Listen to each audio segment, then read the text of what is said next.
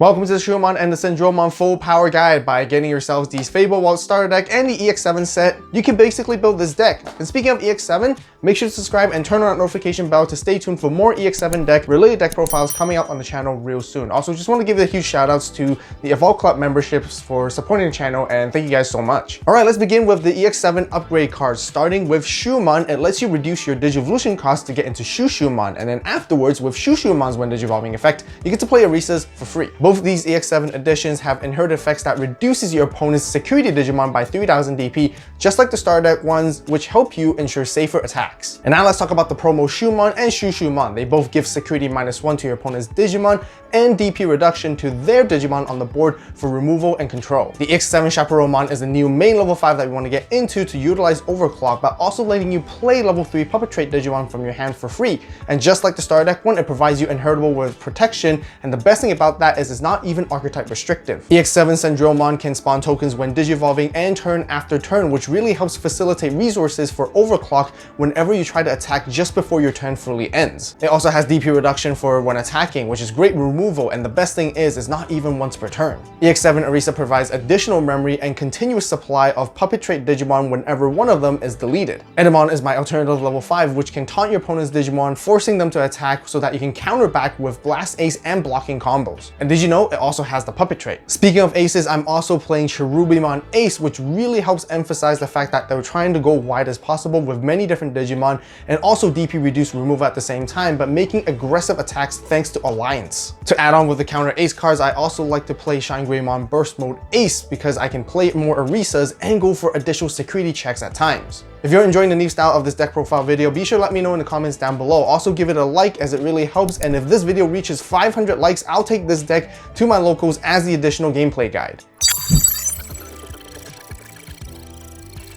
Here are also some other cards you guys can include in the deck as tech choices. If you want to take DP reduction with security Digimon up a notch, you can also run the EX7 Kiaromon. There are also the two different kinds of pawn chess ones from the star deck itself, which provides additional draw power. Yellow Memory Boost, Digimon Liberator, and Vortex Resonance gives you even more search options and all have secondary bonus effects to help you further excel your game-winning condition. Wonder Stomp is great at instantly playing any level 3 Puppet Trait Digimon straight from your hand for only 2 costs as well. Since there is a handful of tamers in the main deck, you can also have Kazemon as your hybrid of choice to go for game-winning attacks. There's also the promo Edamon, which gives you de-Digivolve access as a different form of removal against your opponent's Digimon. And just a friendly reminder, that card is also a Puppet Trait. Valkyriemon Ace and Cendrillmon Ruin Mode are incredibly strong board wiping cards with their blanket DP reduction across your opponent's board. And if you want to run a big bomb option card to remove your opponent's Digimon, aside from Noble Family Arts, there's also Wyvern's Breath.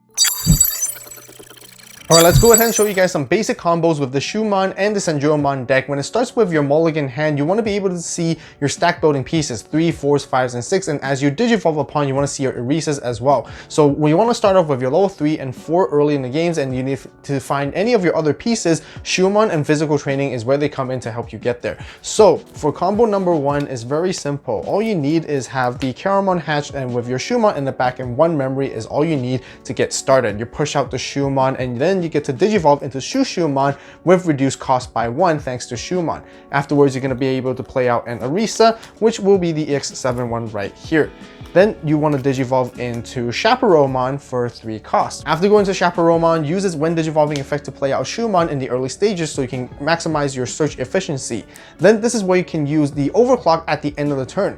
By deleting your Shoemon, you get to attack with your Chaperonemon. So as you deleted it, you want to suspend your Arisa to play out either another Shoemon or maybe ideally a Junkmon for protection. Let's just say you go for Junkmon here. At this moment, when you attack, you can resolve Kiaromon to draw a card because you do have another Digimon here at this moment, and also realize that Shoemon and Shoemon's inheritables are reducing your opponent's security Digimon by a total of 6,000, effectively making Chaperonemon a 13k attacker, which is a very safe swing.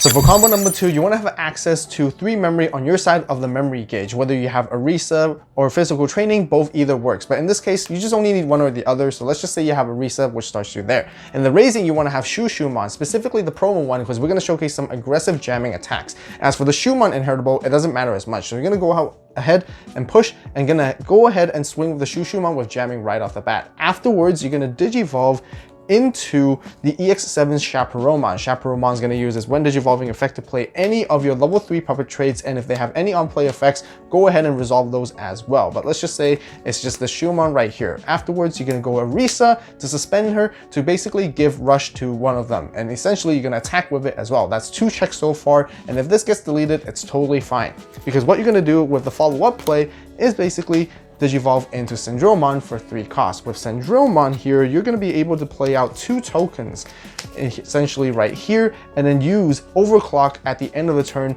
to take down and attack once more. You can basically delete one of your tokens, minus something by 3000 DP if there is, draw one for Kiaramon because you haven't done so yet, because then now you have another Digimon on the board at the same time, and basically you're going to be attacking over it. If anything would be in threat, at least you have 1 token to have any protection for your Chaperone Inheritable at the same time, and you also have the Inheritable of Shoemon to minus one of your opponent's Digimon by 2000 DP.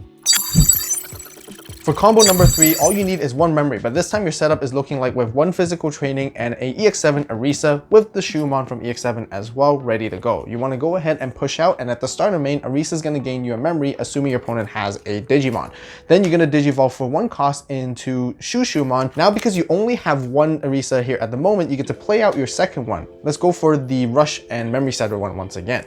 Then you use physical training to digivolve into Chaperone for 1 cost. Here you're in the exact same position as before. You can go ahead and play out a Shoemon for effective searching, suspend the Arisa to give it rush as well, and immediately go ahead and attack with it. After it gets deleted in any moment, you can use this Arisa to suspend it to play out another level 3 puppet trait. This is where you want to be playing out Junkmon so that you can actually have decoy for another extra layer of protection as well. And just like before, you can go ahead and attack with Chaperone first, because your opponent's security Digimon is reduced by a total of 6 once again, and your Chaperone is effectively a 13k Digimon.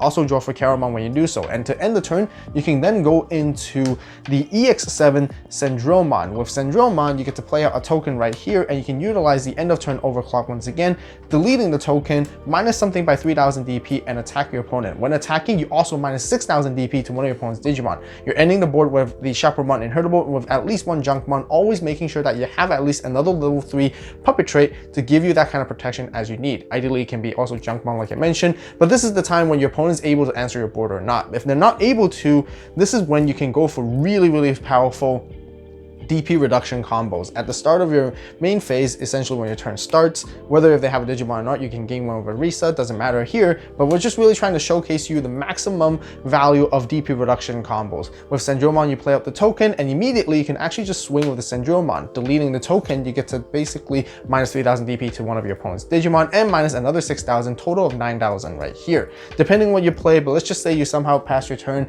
with other cards by setting up further and digivolving, you get to utilize end of turn overclock this time, so they can delete the Junkmon and attack again, and minus another 6000 DP to either another different Digimon or into a really big stack, which totals up to 15,000 DP of removal. Make sure to watch this video to learn the budget and beginner's guide to the Fable Waltz starter deck. As always, thank you guys so much for watching. You guys have a great day, great night, wherever you are. See you in the next video, and this is AVAULT signing out.